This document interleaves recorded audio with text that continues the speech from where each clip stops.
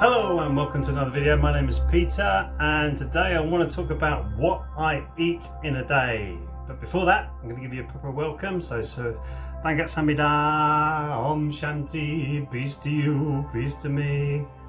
What I eat in a day. So, I am a vegan. It's not a curse. It's not, some people go, oh my goodness me, you poor thing, what do you eat? Where'd you get your protein from? What do I eat in a day? Well, the day always starts off with a big smoothie, mainly melon. Melon is one of the best ways of getting hydration into your body. So it could be watermelon, cantaloupe melon, whatever. Grapes in the smoothie with resveratrols, like dark grapes. It can be anything from kiwi fruit to whatever fruit is there. It all goes in. Goji berries. Sometimes some hemp seed powder, all goes in this smoothie, and sometimes some ginger if I need to get rid of some inflammation. Ginger is very good for getting rid of inflammation. And this is the beginnings, the building blocks of the day, because it's the quickest way of getting energy into the body, fructose energy, quickest way. So I put this into my body and then I'll have an apple, sometimes a banana when I'm really happy or hungry, always happy, hungry, or some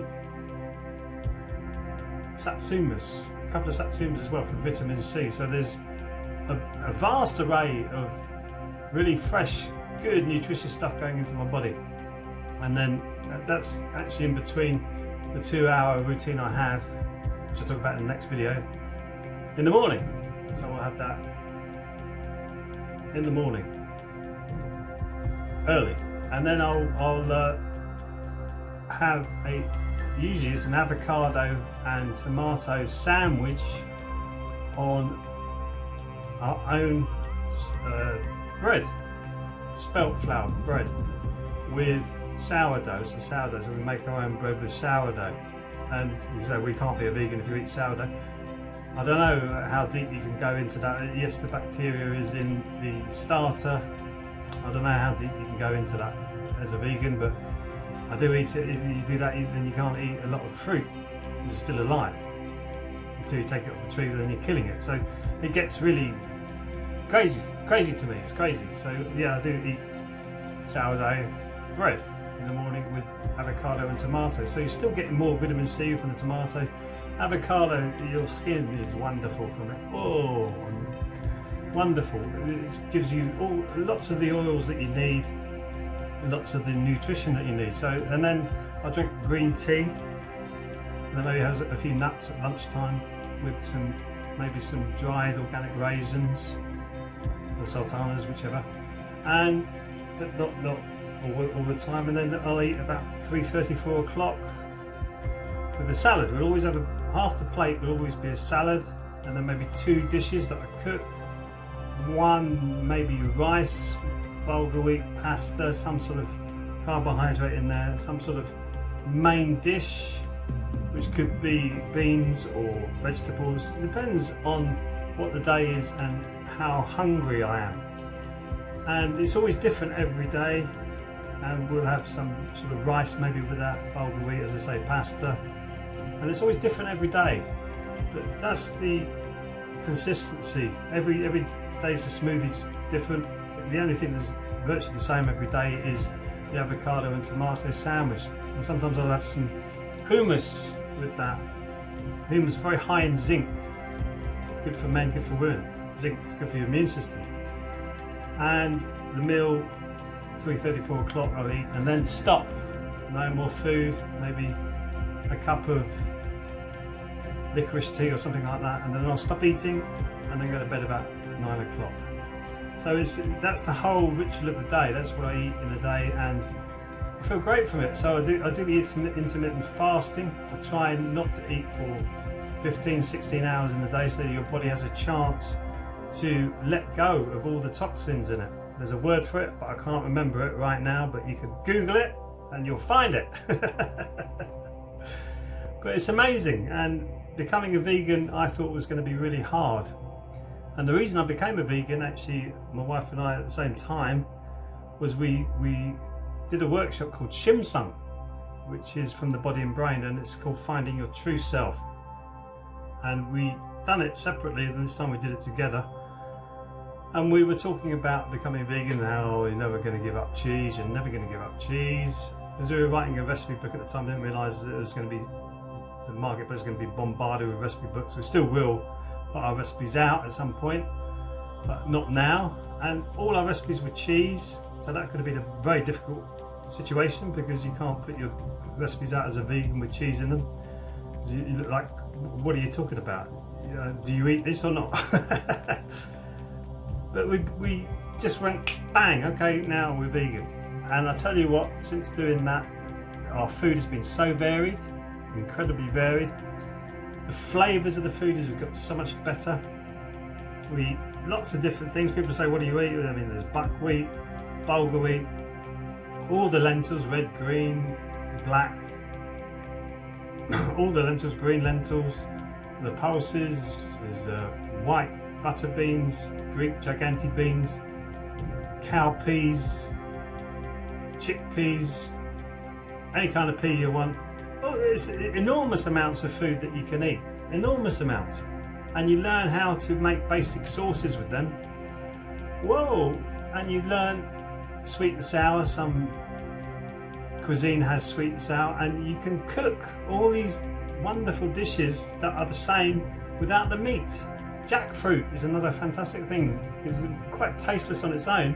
If you want like a pulled pork type thing, we did one with the taco the other day, and we made the taco, we made the pulled pork, you know, in a Mexican type recipe. Oh my goodness me, it's the best one we've ever had. Best taco we've ever had. And anybody who comes and shares a meal with us that we prepare, they say, if I could eat like this, I would become vegan. So this is pushing veganism, obviously. And we do that through our newsletter.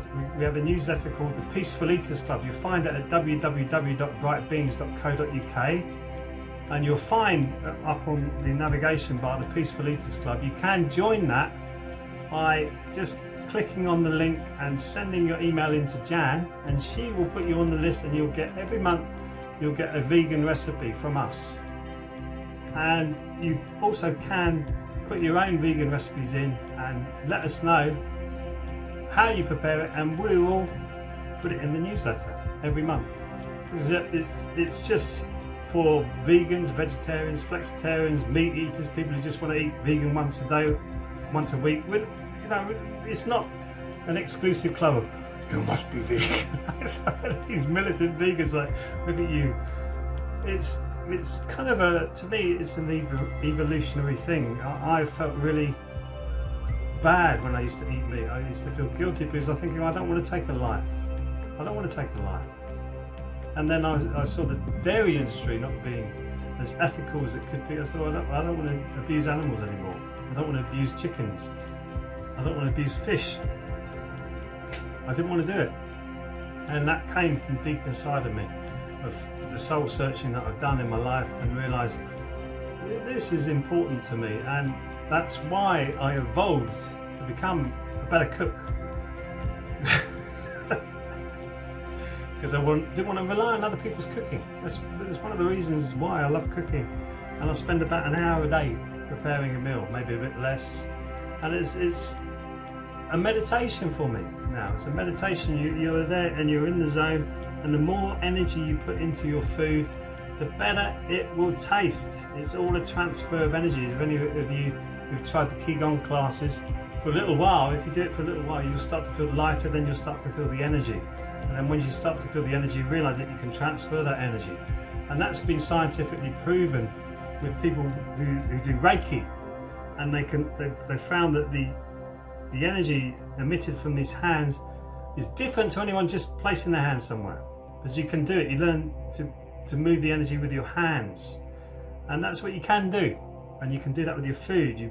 Where your mind goes, your energy will follow. So if your mind's in the food and your hands are focusing on the food, your energy will go into that food, and that energy will be passed on to the people, anybody that you're feeding. Isn't that a good thing?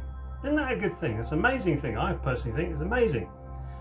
So use your energy when you're cooking as well.